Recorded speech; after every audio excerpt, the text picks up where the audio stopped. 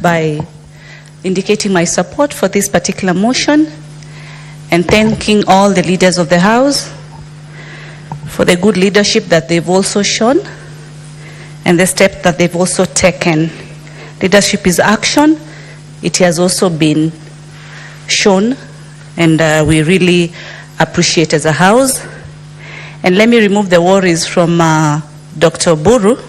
I don't know if you knew I was the one to pick the mic next and to tell him that it's an opportunity for every leader in this country to speak and guide the executive correctly for the betterment of us as a country, as Kenya. We are in this House, we are already here, and we are going to do what is right, what is correct. Let me start by giving my sincere condolences to the fallen souls, not only here in Parliament, but in the different parts of this country. It's been a sad moment, and it's a big lesson to learn. Issues have come from right, left, and center. But let me start with our young, or my young brothers and sisters, that is the Gen Z, and note that how they've done things, it's been a while. I want to tell the parents that school fees was not lost. We can see the kind of kids that we have, a generation that is educationally equipped, well versed with matters national and even international levels.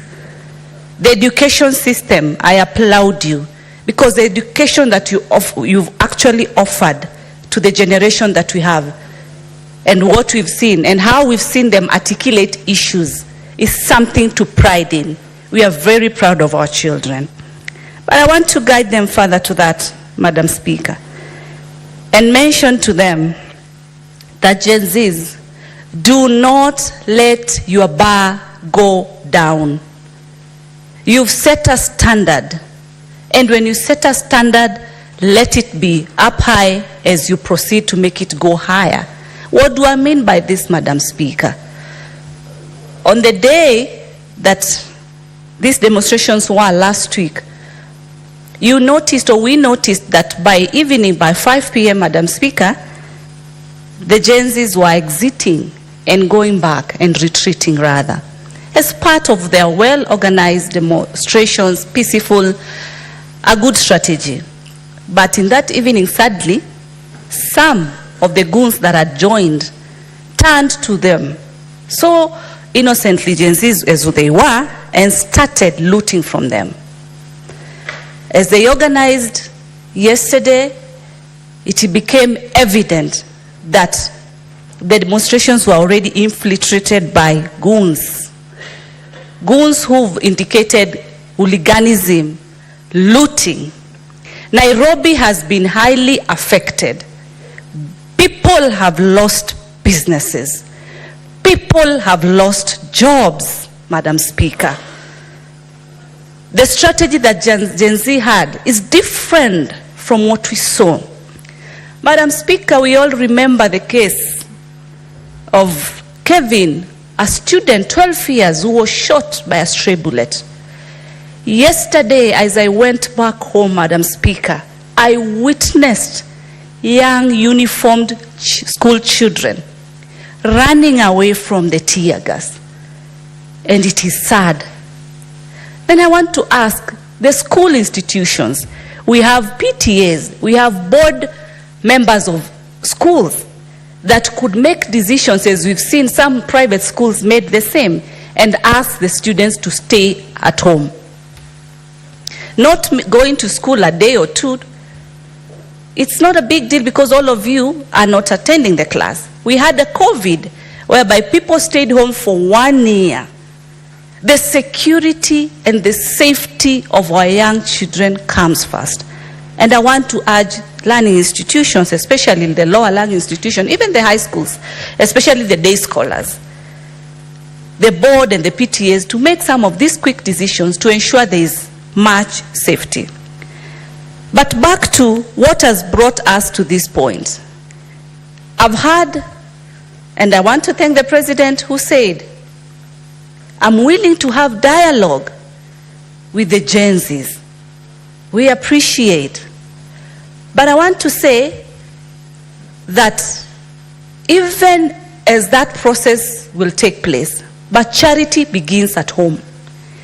You have Gen Zs within State House, young boys, young girls who are within your surrounding. Don't even go far, because they are speaking one language. They are speaking the same thing. Start with them. They will tell you things. They will tell you everything. Give them an opportunity. It just starts there within your institution because they are there. And I'm saying that because I've also seen them. Give them a chance, 30 minutes. Have a conversation. They will bring light to you. They will tell you. You will connect with them. You know, for Gen Zs, it's not just about talking. It's about also vibing. You vibe. You listen to them more when they articulate their issues, because what they want being done is to be listened more. I want to state we also not only have a Gen Z, we also have what we call the Gen Z Alpha. The Gen Z Alpha are our kids at the age of 10, 9, 11. And Gen Alpha has been watching what Gen Z is doing. And I take leaders back to the times whereby a few years ago, some of these kids were in high school, and we witnessed quite a number of schools being banned at a particular moment. We are where we are, whereby the same students or the same kids are able to articulate their issues at the national level. The young ones are also able to see that. I was able to see a few of them coming out and carrying the placards of Reject Finance Bill, a 10-year-old. Why? Because they've seen what their elder ones are doing. What am I trying to say this evening? I'm trying to say this is the opportunity to correct already what is out here, so that the younger group does not undergo what the Gen Z is undergoing right now. So that we correct not only for Gen Z, but also for Gen Alpha and Gen Beta. Because these are our kids and we have them. They are smart. So it's the opportunity to be able to correct as far as the whole narrative of Gen Z. What are Gen Zs asking, Madam Speaker? They've said we need action. That's what they're saying. Action for what? Action for some of the things colleagues have had, you mentioned, especially on the issue of Chapter 6, integrity issues, as far as how you conduct yourself as a leader. We've seen corruption taking place. We've seen whereby people are carrying money in sacks up and down. But I'm happy because we are accepting that that is not correct. That is not right. We've seen, yes, Harambee is taking place, because I can attest that most of the senators here, before end of week, they have already shared their Harambee cards for the different institutions. And we try our best to support, even if we are not attending some of them, we try to support. But if we are going to reduce that, then let us also reduce the issue of giving handouts, the issue of people lining up to be able to receive. I've listened to Gen Zs and they are saying, do you have to do a scandal to be famous so that you can be elected in politics? Why can't we just elect leaders who are able to articulate their issues and be able to show their competence? Instead of how much person X has given you versus how much the other person has given you. We want to equate leadership with monetary value. Then we lose it. Let it be a win-win for both sides, such that we even scrap the issue of lining up to say, this is the handout that I've received from person X, so I'll vote for person X because they have given me more money. We also need to come out of that. Through cleaning these particular systems, we will be giving opportunities for any Kenyan from every corner of this country. Not because of the name that you hold, not because of the money that you have in your pocket, but because of the responsibility of leadership that you can be able to offer, because that is what is needed, Madam Speaker. Madam Speaker, I want to support the issue of the change or reshuffle for our cabinet secretaries. There has to be a change, Madam Speaker. Madam Speaker, in this country, we have a minister for youth and sports and culture. Gen Zs have been demonstrating from all corners of this country. Where is our minister for matters youth, for Christ's sake? Where have you been, for Christ's sake? No matter how hot it has been, you come and also sit with the president and give them that shoulder so that you can be able to listen to these issues. One day when I traveled to Dubai, I met one of the ministers who told me she's a minister for happiness. And I was surprised. What does a minister for? Do you make people happy? And she said, no. I evaluate the feedback that we get from the citizens on how happy they are or unhappy they are over the services that we offer as a government. And if they are unhappy, what are the issues so that they can be able to address? If they are happy, then they maintain and even better them. So in our case, in our scenario, on where youth have been able to come out, where was the Minister for Youth, for Christ's sake? Up to date, he has not spoken. He has not even said a word.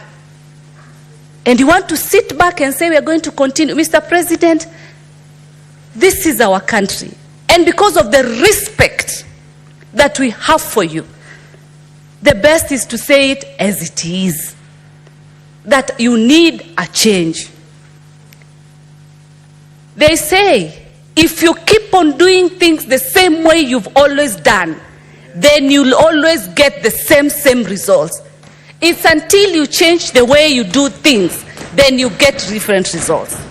And this is the time for the change.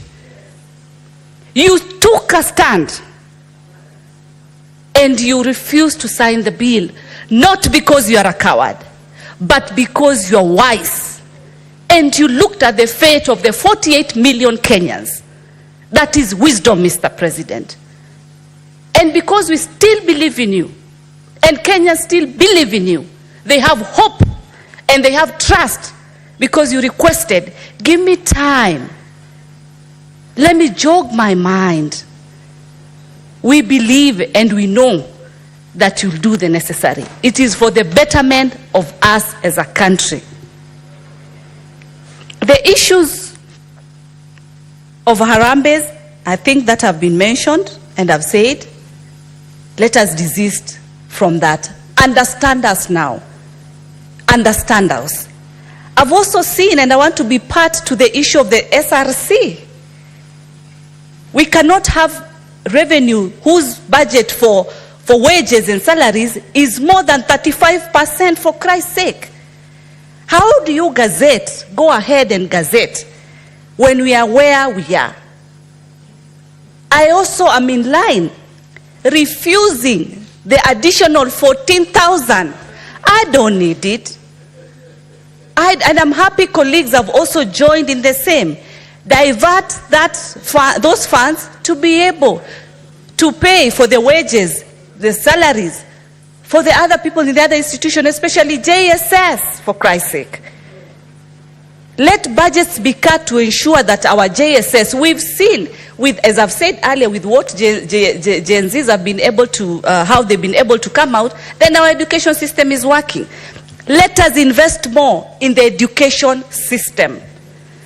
Let us empower the learning institutions and support them by doing the cut of budgets to be able to meet those deficits in place. Madam Speaker,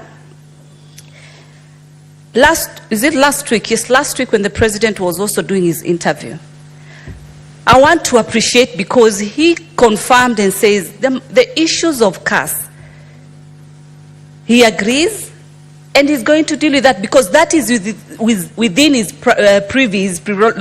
prerogative. Is able to make that decision. Further to that, even the budgets for the First Lady, of the Deputy President, First Lady of the Prime Cabinet, he said, he agreed and said, I will, scrap this off. Something which is positive, that is what is leadership. He has been able to take action on what is within his privy. But matters that they need constitutional amendment or referendum will need some time. What can be done within the shortest time, also let us appreciate. For me, I have one citizenship. This is my country. This is my motherland. And I want to urge every Kenyan, especially the young, that let's forge forward with solutions, and by ticking also the issues that have also been addressed. Then we also give a timeline to the other issues. And the other issues, as I've said, that require referendum, then we understand that they require referendum, and there's a procedure to it. What I request the agencies to do is to reject hooliganism, to reject looting, to reject your own parents being torn down when these hooligans and goons are stealing phones and monies from them, as we've been able to see yesterday. Here in Nairobi, people were being snatched their items. Post and in the same social platforms let you reject. I also want to urge the issue that also, the picture that also Gen Zs have shown us in terms of not being being partyless, being tribeless, and indicating being one Kenya. It is good, it is positive. Let it not die, but let it be something that also takes care and moves to the other generations and generations to come, Madam Speaker. With those many and few remarks, Madam Speaker, I fully support. Thank you. Senator Richard Onyonka. Thank you, Madam